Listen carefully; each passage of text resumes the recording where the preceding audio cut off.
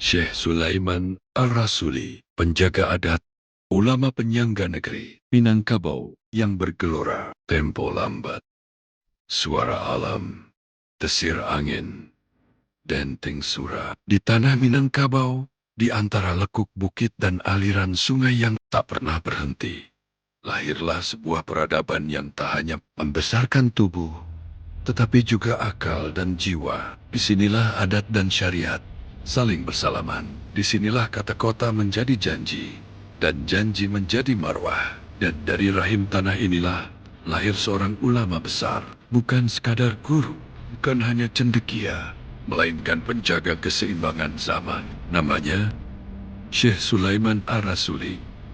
Orang Minang memanggilnya dengan penuh hormat Inyak Canduang, anak dari tradisi dan ilmu. Syekh Sulaiman Ar-Rasuli lahir pada tahun 1871 di Canduang, Agam, Sumatera Barat. Ia lahir di tengah keluarga ulama. Ayahnya, Syekh Abdurrahman, bukan hanya seorang alim, tetapi juga tiang moral kampungnya. Sejak kecil, Sulaiman telah hidup dalam suasana sunyi. Bukan suara permainan yang pertama ia kenal, melainkan lantunan Al-Quran dan diskusi tentang halal haram, adat dan syarat. Namun Minangkabau bukan tanah yang kaku. Di sini, seorang anak tidak hanya belajar kitab, tetapi juga belajar hidup, belajar menghormati yang tua, belajar menjaga harga diri, belajar bahwa kata-kata bisa menjadi pedang atau penawar luka. Dan sejak dini, Sulaiman kecil telah menunjukkan satu hal. Ia tidak hanya cerdas, tetapi bijaksana menyusuri jalan ilmu. Ketika usianya menginjak remaja, Sulaiman meninggalkan kampung halaman untuk menuntut ilmu ke berbagai pusat keilmuan Minangkabau. Ia berguru pada ulama-ulama besar, belajar fikih, tauhid, tasawuf, tafsir dan hadis. Namun ia bukan murid yang hanya mencatat. Ia bertanya, ia merenung, kopi, menimbang, dan pada satu titik, ia menyadari satu kenyataan besar. Ilmu tanpa hikmah akan melahirkan kesombongan. Hikmah tanpa ilmu akan melahirkan kebodohan. Kesadaran inilah yang kelak menjadikannya berbeda.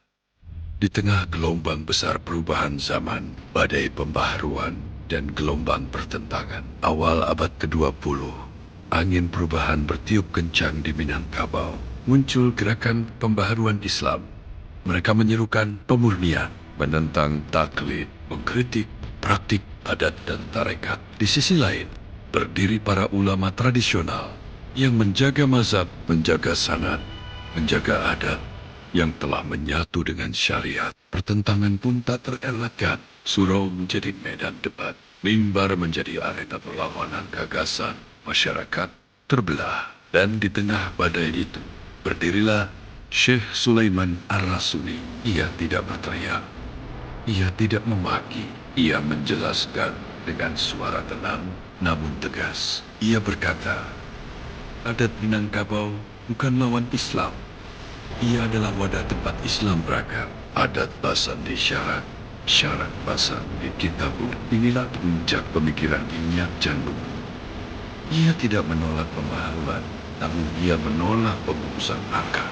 Baginya, Islam di Minangkabau telah tumbuh melalui adat yang dimurnikan syariat. Ia menegaskan kembali falsafah besar.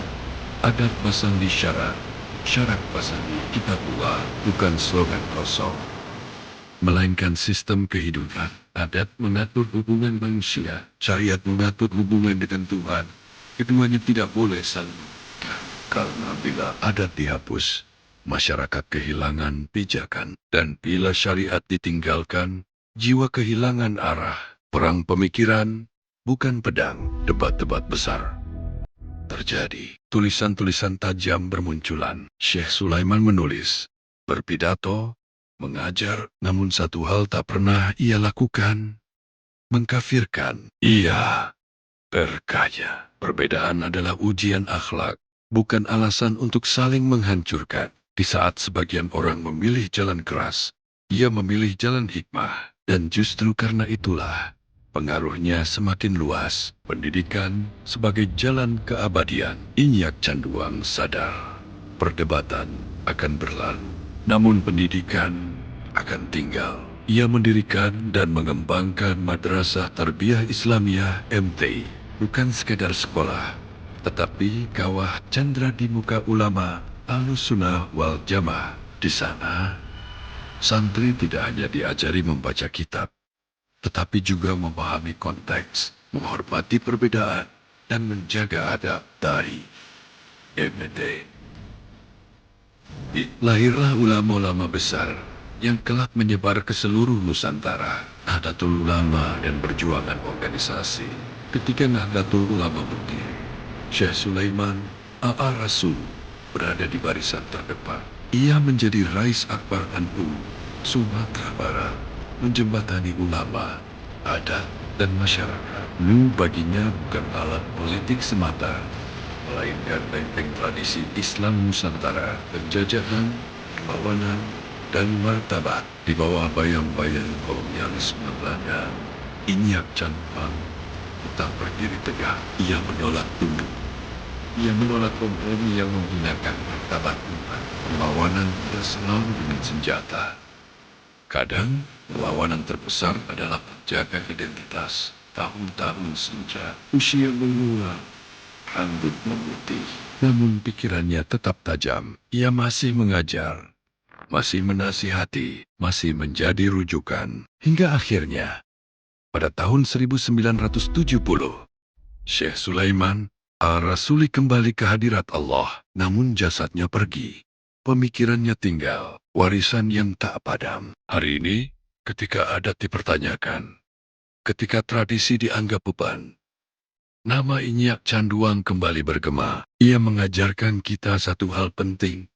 Islam tidak datang untuk menghapus manusia, tetapi untuk memuliakannya. Dan selama Minangkabau berdiri, selama surau masih bernapas, nama Syekh Sulaiman Ar-Rasuli akan terus hidup sebagai penjaga keseimbangan antara langit dan bumi. Demikianlah cerita singkat tentang Syekh Sulaiman Ar-Rasuli yang bisa disampaikan.